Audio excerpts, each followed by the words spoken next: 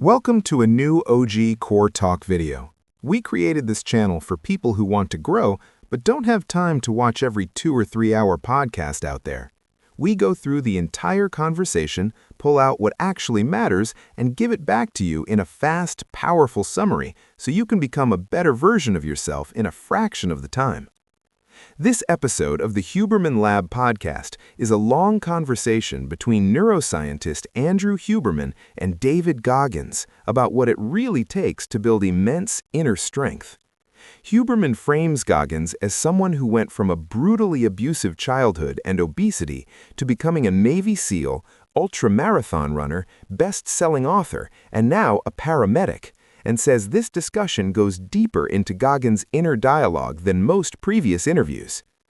Goggins then spends much of the conversation explaining that nothing he does feels easy or natural. Everything, from studying to running, is built on constant friction, deliberate suffering, and a refusal to go back to who he used to be. Childhood, learning issues, and becoming a character. Goggins describes growing up with severe abuse at home, racism at school, and undiagnosed ADHD learning difficulties. He says reading and writing felt impossible. School books looked like a foreign language, and teachers wanted to send him to a special school because they assumed he would never learn. Instead of facing that challenge, he hid behind an attention-seeking persona, lying to people, doing crazy haircuts, trying to be a character so that others would like him without him having to confront how far behind he was academically. Over time, he became increasingly haunted by the gap between who he pretended to be and who he actually was. At around 24 years old, he was over 300 pounds, unable to read properly, stuck in a job he hated, and living with the awareness that his entire life was built on avoidance. That haunting feeling of having to live with himself knowing he was wasting his life became the fuel that eventually pushed him to change. Studying medicine, how he learns with a broken brain. One of the most powerful parts of the episode is Goggins talking about studying to become a paramedic and advanced EMT. He insists he is not smart in the conventional sense. Because of his ADHD and poor working memory, he has to read the same page over and over again to retain it. His study process is extremely manual. He writes things out by hand repeatedly until the page becomes almost photographic in his mind, then mentally flips through those pages during exams. Where others can read a page once and remember most of it, he might spend days on the same section, learning first how to pronounce a complex drug name, then its dose, then its effects and contraindications. Even after passing national exams with high scores, he still studies several hours a day just to keep the information from fading. He frames this as the cost he has to pay to operate at a high level with the brain he has. There is no point at which things suddenly become easy or automatic. Running, injury, and total focus. Goggins explains that his physical training is far from effortless. He has had multiple knee surgeries and calls his body broken. The first 20 minutes of his runs are often a limp while his body untwists. To get the best performance out of this damaged frame, he focuses intensely on what he is doing in the moment, form, pain, breathing, rather than thinking about other problems or trying to multitask mentally. He says his life is divided into segments. When he studies, he only studies. When he runs, he only runs.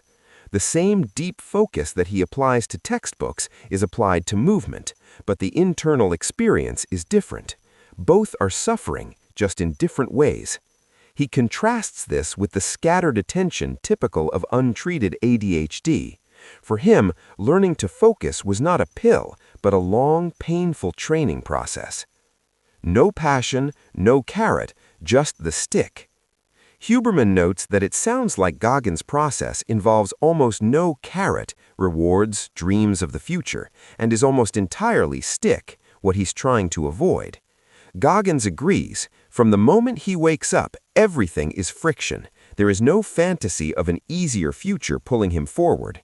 He wakes up at 2 a.m. thinking about a drug name and gets out of bed to check his notes, not because he enjoys it, but because he refuses to slip back into incompetence. He says because he started life so far behind, abused, illiterate, overweight, he always feels that the real David Goggins, the loser version of himself, is still lurking in the background, telling him he's going to fail. When he sits down for an exam, that voice says, "This isn't you. You're 300-pound Goggins who cares about haircuts, not medicine." His entire ethic is built on outworking that voice every single day, not on chasing feelings of motivation or passion. Social media, misunderstanding, and why he resisted fame. Goggins admits he avoided social media for years, even after people begged him to write a book and build an online presence. He saw it as poison, a place where ordinary, comfortable people could sit on their couch, eat junk food, and judge a life they could never understand. The idea that someone who has never gone through his level of effort and pain would casually comment, "He must be unhappy," or "This is unhealthy," enraged him.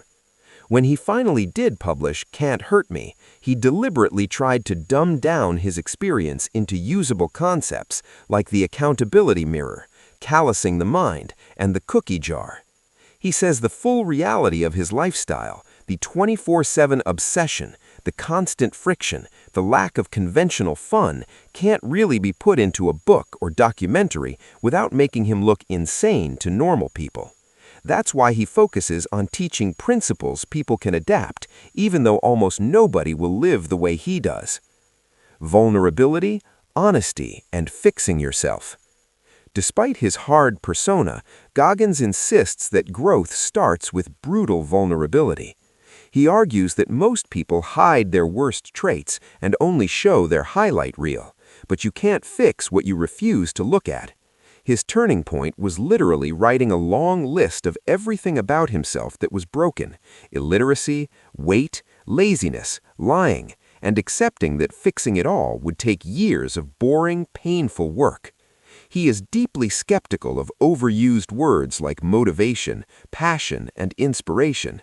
In his view, these concepts are often excuses people use while they avoid the grind that actually changes them, like reading a page 100 times or showing up to run when they are injured and embarrassed by their pace.